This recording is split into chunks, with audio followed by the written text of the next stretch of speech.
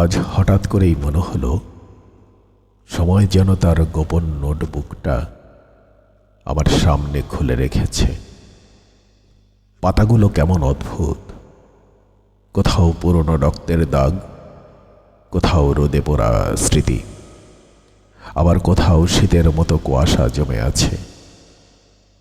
এক পাতায় গিয়ে দেখি একটা মানুষ নিজের ছায়াকে বোঝাতে চেষ্টা করছে। সে আর আগের মতো নেই, কিন্তু ছায়া তো শুনতেই চায় না কোনো কথা। তার রাগে শহরের আলো নীল হয়ে ওঠে।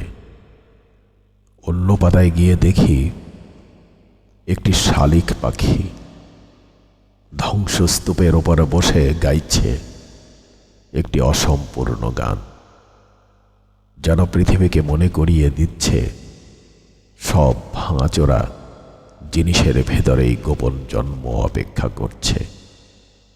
নোটবুকের শেষ পাতায় বড় অদ্ভুত এক লাইন: যে মানুষ নিজের ভেতরের গুণগুলোকে চিনে ফেলে তার কাছে অন্ধকারও হার মানে। অন্য পাতাটা আমি ছুঁতেই সময় নোটবুকটা গুটিয়ে নিল।